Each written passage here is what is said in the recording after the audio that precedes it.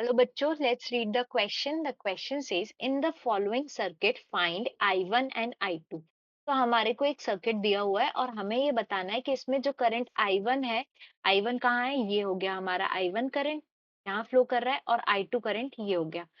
ये इन दोनों करंट्स की हमको वैल्यू बतानी है। और देखिए यहाँ पर जो ये हमने डायोड्स यूज करे हैं, ये क्या है? हमारे आइडियल डायोड है। ठीक है। So the key concept in this question is,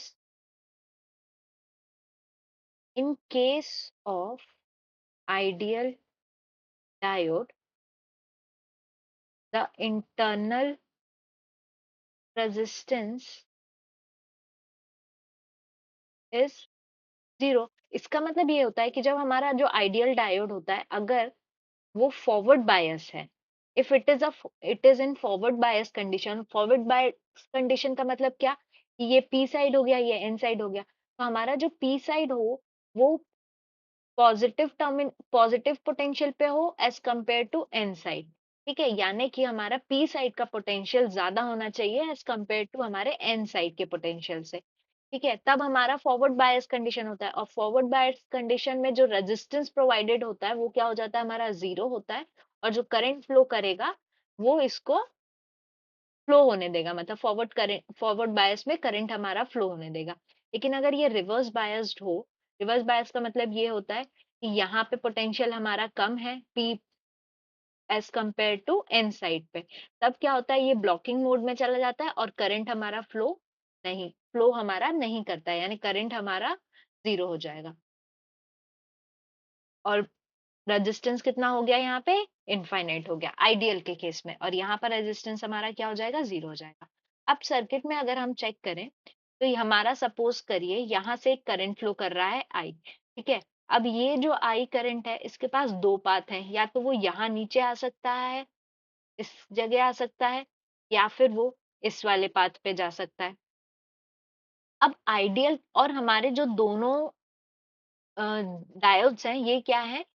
forward bias condition में। क्यों? क्योंकि यहाँ पर पॉजिटिव टर्मिनल से ये कनेक्टेड है, तो ये ऑब्वियस सी बात है हायर पोजीशन पे रहेगा, हायर पोटेंशियल पे रहेगा एज कम्पेयर टू इस पॉइंट के। और ये भी पोटेंशियल हायर रहेगा एज कम्पेयर टू इस पॉइंट पे। ठीक है, तो दोनों ही हमारे फॉरवर्ड बायस कंडीशन में है, तो करंट वो फ्लो करने देंगे। तो अगर हमारे पास आई करंट के पास दो पाथ है तो वो लीस्ट रेजिस्टेंस वाला पाथ यूज करेगा।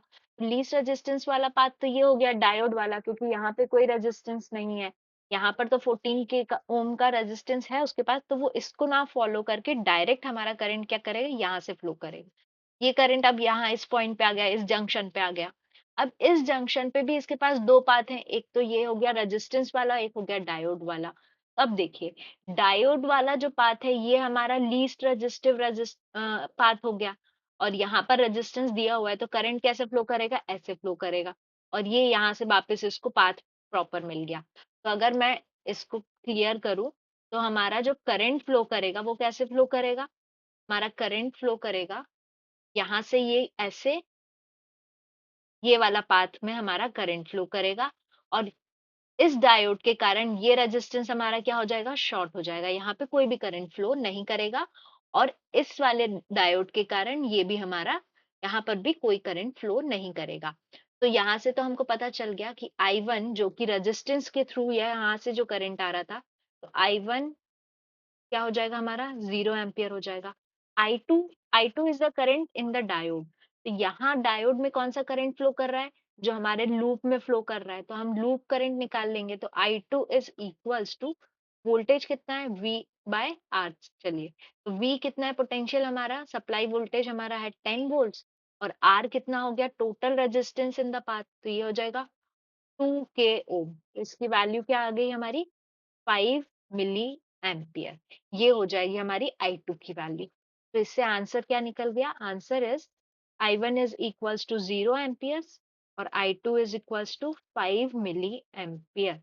करेक्ट ऑप्शन क्या हो गया? Correct option is option D. तो answer is option D. I hope you understood the question well. Best of luck.